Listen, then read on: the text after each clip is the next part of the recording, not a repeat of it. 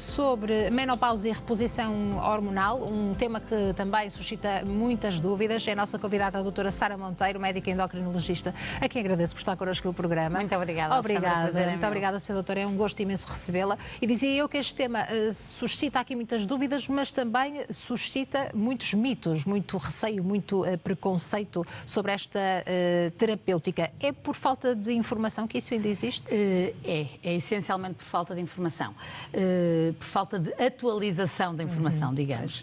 Este grande mito começou em 2002, com um grande estudo que foi lançado, foi o WHI, o Women's Initiative, em que realmente houve uma associação, foi provada uma associação de risco entre terapêutica hormonal e cancro. E a partir daí saiu nos mídias em todo o mundo terapêutica hormonal igual a cancro. E a partir daí houve 2 décadas de obscurantismo em relação à terapêutica hormonal. Relativamente a isto, o que é que se verificou? Verificou-se que este estudo foi um estudo muito mal conduzido, com muitos vieses. E, portanto, a mesma equipa que lançou este estudo em 2002 fez um follow-up durante 20 anos destas mulheres e lançou novas reanálises e verificou-se que o tal risco, que foi um risco suficiente para fazer interromper o estudo, era um risco muito diminuto, era um risco era um risco muito pequeno. E se nós pensarmos nas terapêuticas que são utilizadas hoje em dia, nas hormonas que são utilizadas hoje em dia, é um risco quase desprezível. Se nós pensarmos que podemos utilizar apenas estrogénios, em alguns casos selecionados, como por exemplo mulheres sem útero, até protege o risco de cancro de mama.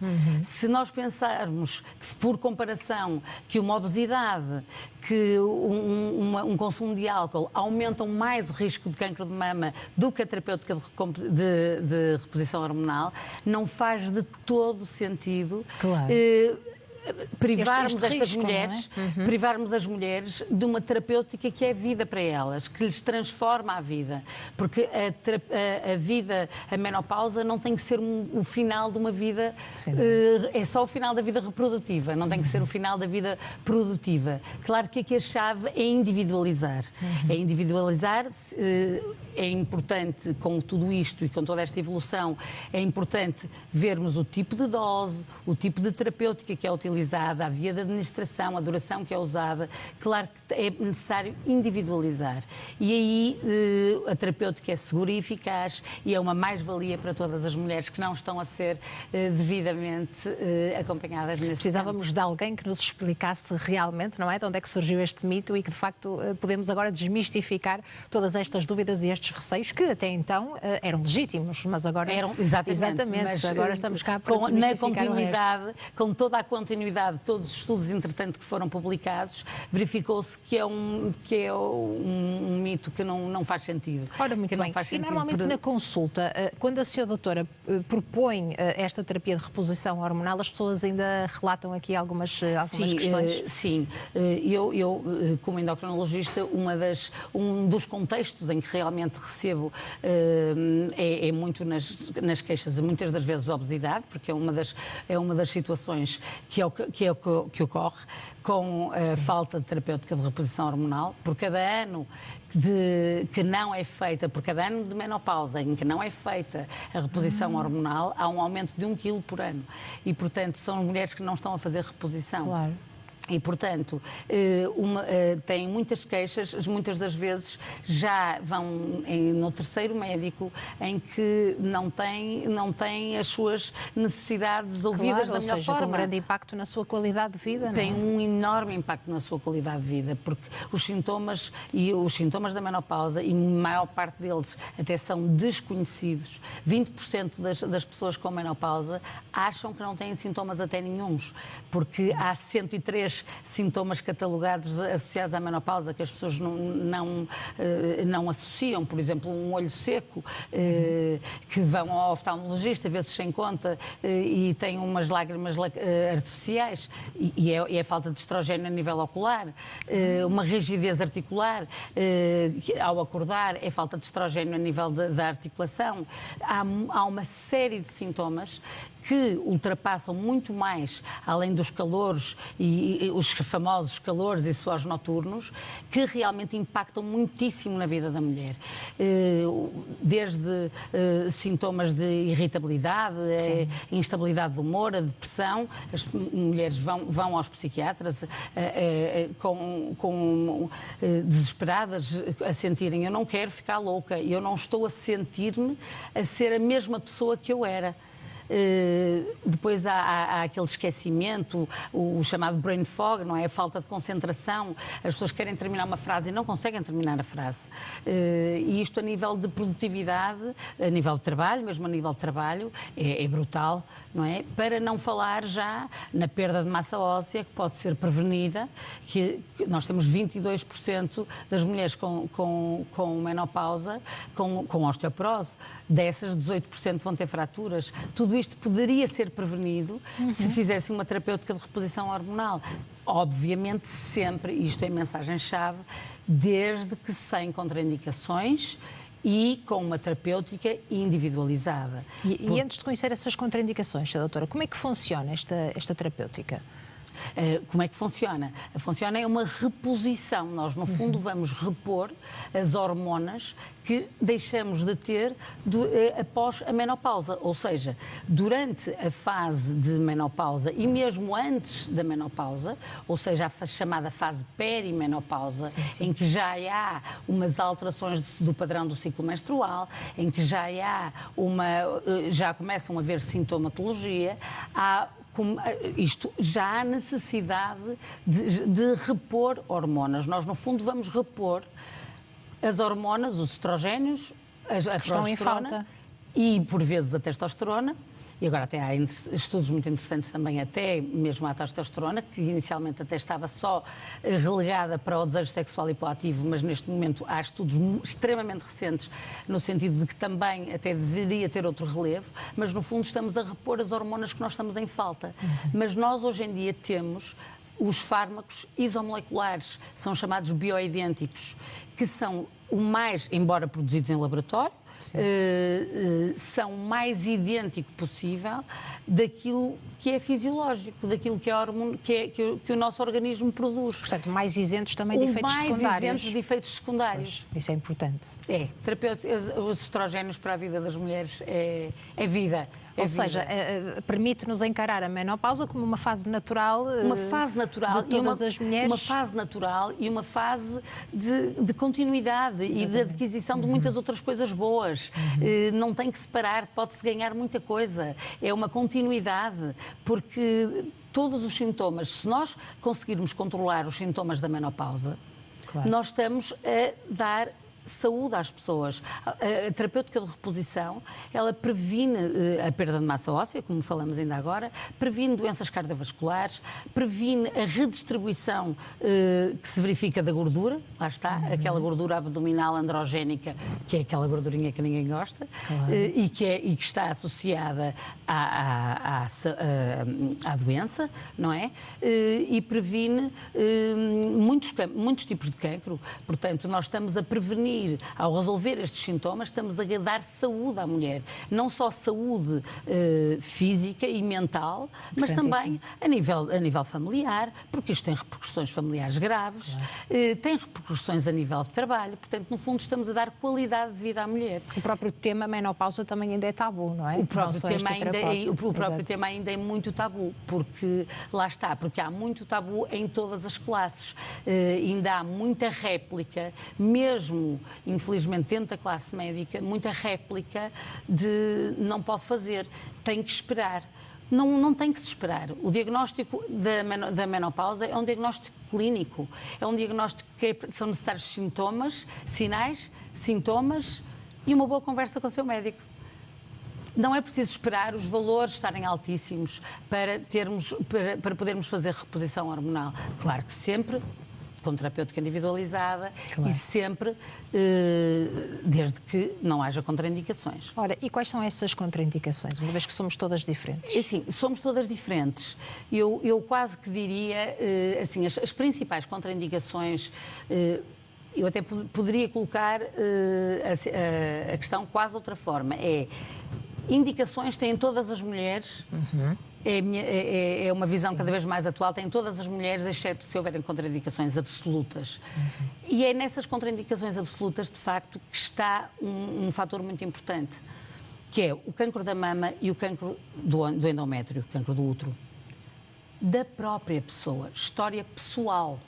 É uma história, não é a história da mãe. Não é a história familiar, não é a história da mãe, nem da tia, nem da vizinha. Mas como é que a pessoa sabe que tem esse risco? Não, é um risco, é uma história de nós termos tido o cancro de mama. Não é a história da mãe. Se a mãe teve cancro de mama, é um risco para a mãe. Se a tia teve cancro de mama, é um risco para a tia. Mas não há aqui um peso genético também? A terapêutica hormonal não altera o risco genético. O risco genético é um risco independente. Portanto, nós só podemos ter uma contraindicação absoluta, é uma história pessoal de risco de cancro de mama e não uma história familiar. E de risco de endométrio também. Claro que também existem outras contraindicações, como se houver um sangramento uterino de causa desconhecida, aí obviamente tem que ser esclarecido, porque pode até ser uma situação de cancro do endométrio, não é? Portanto, é uma situação que tem que ser esclarecida. Se houver um infarto ou um AVC recente, portanto, uma doença cardiovascular ativa, portanto, também terá que ser uma situação excluída. E, portanto, há situações que nós temos mesmo obrigatoriamente que excluir. Uma doença hepática ativa, com certeza que também tem que ser excluída, mas todos os outros riscos, ou todas as outras contraindicações, são contraindicações relativas.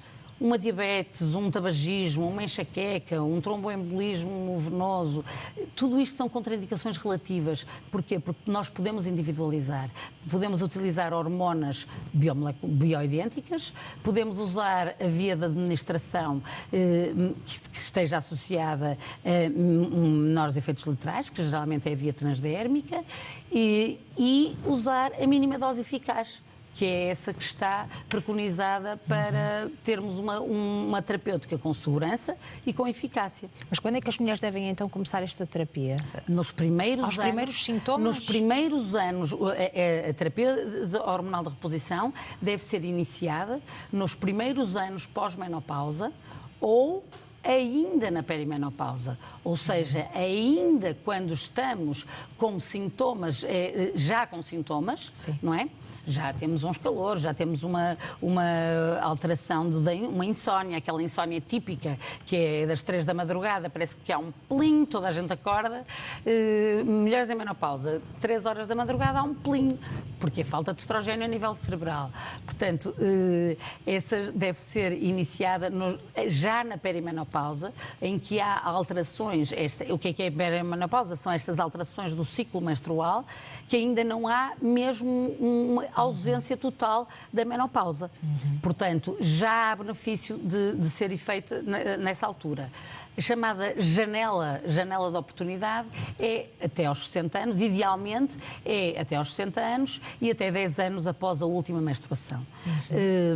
E esta é uma medicação que se vai fazer para o resto da vida ou também há aqui uma idade que deve ser atualmente não temos duração limite. Antigamente, lá está, remontando àqueles estudos mais antigos, eram impostas tempo e duração limite, dos 60 a 65 anos. Hoje em dia não há uma duração limite. Há uma individualização, anos, não é? Há uma individualização, a terapêutica tem que ser individualizada e deve ser mantida enquanto a qualidade de vida da mulher se mantiver. Desde que seja, nessa altura, avaliada anualmente, sempre avaliando os riscos e os benefícios e usando a menor dose eficaz. Daí sempre a tal defesa de insistir muito na individualização. Até porque pode, então, ser ajustada ao longo dos anos. Pode e deve. E é. Porque há alturas, mesmo na vida, que uma terapêutica está a funcionar numa determinada fase e depois há determinadas outras fases de outras situações de vida que podem fazer com que aquela terapêutica não esteja a funcionar da melhor forma, ou porque do ponto de vista de vida, ou de stress, ou de menor sono, ou de toda uma conjuntura que pode levar a que aquela terapêutica não esteja a ser mais indicada. Podem surgir novos fatores de risco a nível cardiovascular, muscular. E, portanto, tudo isso tem que ser sempre pesado, individualizado, de forma a que a terapêutica seja segura e eficaz. E por isso mesmo, temos também que ter em conta outros fatores para o estilo de vida, não é? Sem Outras dúvida. preocupações. O sono ficará atingido, sono, mas será uma deles, delas. A sem alimentação, dúvida. prática do exercício Exatamente, físico, a gestão do stress. A gestão do stress. Em relação à prática do exercício físico, saiu muito, muito recentemente um estudo que hoje, por acaso, a mim despertou-me particular atenção, que não é uma notícia boa. É uma notícia boa, é que temos, a notícia boa é informar. Claro. É que nas mulheres na menopausa nós temos perda de massa muscular. Sim. E, portanto, para manter a massa muscular durante a menopausa, temos que fazer 150 minutos de exercício por semana. E para aumentar a massa muscular, 250 minutos por semana. Portanto, Ou seja, temos que treinar o dobro, não é? Treino E de força. Treino de força, Claro. massa muscular. É fundamental fazer treino de força para ganhar massa magra, manter massa muscular. É o nosso banco de músculos. Isto é que é o nosso banco de músculos e banco de saúde. Portanto, temos que começar a pensar um bocadinho antes, não é? Pensar um bocadinho antes. Temos que começar a pensar um bocadinho antes para continuarmos a ter uma vida maravilhosa como tínhamos, ou pelo menos tentar ainda ter mais. Sem dúvida alguma. E apesar de ainda haver algum tabu quando se fala de menopausa e quando se fala de facto de terapia de reposição hormonal, nunca associamos nada ao lado masculino, nomeadamente a terapia de reposição de testosterona. Quando é que um homem também deve começar a pensar nisso?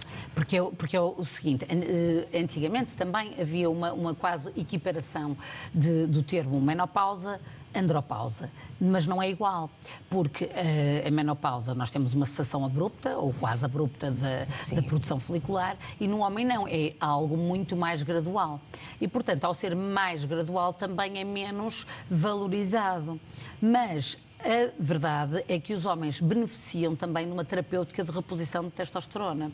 Porquê? Porque os níveis baixos de testosterona também se traduzem numa série de sintomas e as pessoas associam só a uma diminuição da libido, a uma diminuição da performance sexual, uma disfunção erétil, mas não. Eles também têm uma diminuição da massa muscular, também têm uma diminuição da força muscular, têm astenia, têm tristeza, têm insónia, têm perda de massa óssea, tal como as mulheres também, e têm também uma alteração da composição corporal, porque todas estas alterações hormonais favorecem o ganho de massa adiposa e de tecido adiposo que se acumula na região abdominal.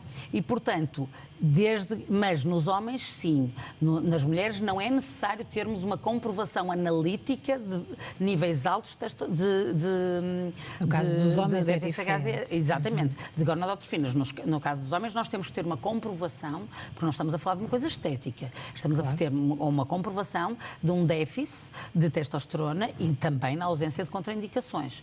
E aí eles beneficiam muito, não só na melhoria de todos estes fatores que nós falamos, mas também, cada vez mais, está a ser associada a uma melhoria de proteção cardiovascular e cerebral. Homens com testosterona mais baixa têm maior risco cardiovascular, maior risco de infarto, de trombose, de AVC. E, portanto, eles beneficiam de fazer uma terapêutica de reposição de testosterona acompanhada. Porquê? Porque a testosterona tem uma forma em U, ou seja, se tivermos níveis muito baixos, temos sintomas, mas se tivermos níveis muito altos, também temos muitos riscos.